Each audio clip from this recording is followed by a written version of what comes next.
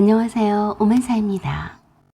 제가 결혼 직후에 신혼 집들이를 할 때였습니다. 남편과 저희 회사 그리고 시댁 식구들을 초대해서 집들이를 이미 마친 상태였고 친정 식구들을 불러서 마지막으로 신혼 집들이를 하고 있었어요. 제 부모님과 언니네 식구들과 그리고 제가 가장 아끼는 제 남동생이 그 자리에 함께 있었어요. 제 남동생은 26살짜리 잘생긴 청년인데 잔뼈를 앓고 있어요. 부모님의 부단한 노력 덕분으로 중학교 때까지는 특수장애학교에 다니다가 고등학교는 일반고에 다니게 되었습니다. 그렇지만 완벽한 정상인은 아니었죠. 엄마는 남동생을 위해 내내 사셨다고 해도 과언이 아니었어요. 다니시던 직장도 그만두시고 남동생의 케어에 인생을 거셨습니다. 그 덕분으로 엄청 좋아졌어요. 이러한 사실은 결혼 전에 남편은 이미 알고 있었어요. 그렇지만 제 남동생이 자폐가 있다고 해서 부끄럽다거나 창피할 일이 아니어서 일부러 감추거나 숨긴 적은 없었어요. 하지만 남편은 이 같은 사실을 시댁에 일부러 애써 말하지는 않았던 모양이었습니다. 그것이 그렇게 흉이 잡힐 정도로 제 결혼 생활에 장애가 된다고 생각하지도 않았어요. 남편이 충분히 그 부분에 있어서 시댁 식구들에게 말을 했을 거라고 생각했습니다. 시댁에서도 어느 누구도 제 남동생에 대해서 구체적으로 물어오지도 않았고요. 근데 그날 갑자기 시어머니가 미리 연락을 주시고 집들이를 하고 있는 신혼집에 찾아오셨어요. 친정 식구들과 함께 있다고 하니까 전에 시댁 식구들 집들이를 할 때 엄마가 보내신 음식과 선물에 대한 답례로 고기와 과일을 사들고 인사차 직접 오셨습니다.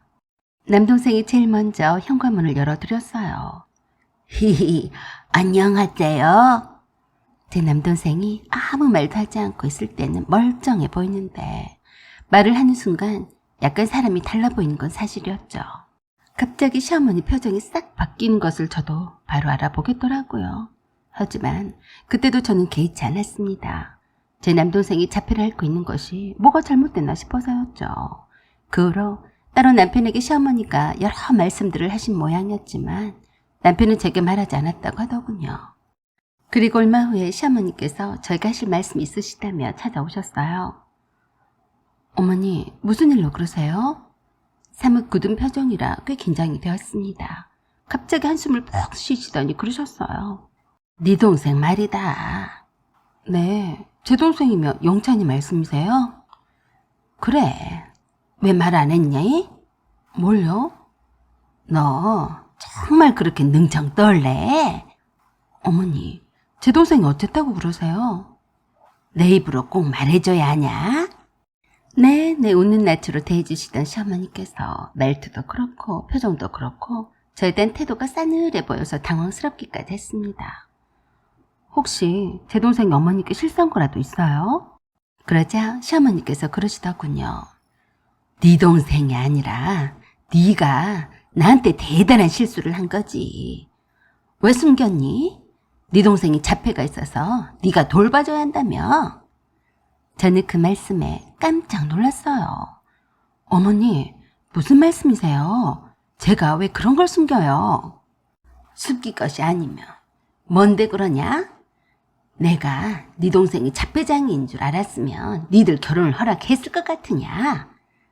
어머니, 제가 분명히 말씀을 드리지만 제 동생이 자폐인 것은 맞지만 그것이 부끄러워서 일부러 숨기지는 않아요. 뭔가 오해하시네요? 긴 말 마라. 영식이한테 대충 다 들었다.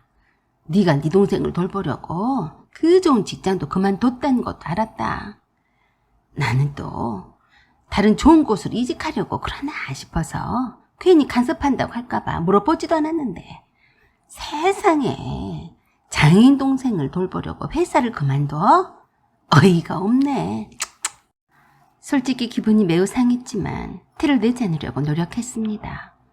어머니, 제 동생 때문에 제가 회사를 그만둔 것은 사실이에요. 친정어머니가 관절염도 있으시고 몸도 좋지 않으셔서 제가 동생을 돌봐야 하니까요. 그건 제 문제이지 어머니가 허락받고 할 일이 아니네요. 욕망하게 입주댕이를 잘도 놀리는구나. 네 부모도 있고 다른 형제들도 있는데 네가 왜 네 동생을 거둬야 하냐? 그리고 내가 미리 알았더라면 이 결혼은 절대 안 시켰다. 어디서 사기쳐서 결혼한 주제에 머리 꼿꼿이 쳐들고 당당하게 말해. 사기쳤다뇨? 어떻게 그렇게 말씀을 하세요? 그래서 2판 4판 이왕 이렇게 된 김에 저도 할 말은 해야겠다고 생각했습니다. 말씀이 지나치세요. 이게 사기칠 일인가요? 제 동생이 자폐라서 어머니는 우습게 보시는데요. 제겐 소중한 동생이네요. 함부로 말씀하지 마세요. 제가 동생을 챙기든 말든 상관하지 마시라고요. 그랬더니 더 황당한 말씀을 하셨습니다. 내 아들에 관한 일인데 상관 말라고? 내 아들이 무슨 죄가 있어서 팔자에도 없는 장인을 떠넘겨 맡아 한단 말이냐? 아이고 참 염치도 없다. 너 혹시 네 동생을 네가 거두면 네 친정아버지가 재산을 더 많이 줄까봐 그러냐? 추접스럽다. 그 돈 얼마나 된다고 돈이 눈이 어두워서 그런 거면 냅둬라. 그냥 네 동생을 내다 버리면 다 알아서 하게끔 되어 있다. 그러니까 난 절대로 내 아들이 팔자에도 없는 장인 돌보면서 사는 꼴 못 보니까 그리 알아. 저는 듣자 하니까 너무 서러워서 울음이 다 나오려고 했어요. 그만하세요. 영시 씨가 말씀을 안 드렸던가요? 친정아버지는 사업하시느라 제 동생을 돌볼 새가 없고 언니와 형부도 일 때문에 바쁜 사람들이라고요. 제 동생을 그렇게 천덕꾸리로 만들지 마세요. 저에겐 소중한 동생이라고요. 그렇게 네 동생이 소중하면서 내 아들과 결혼을 왜 했냐?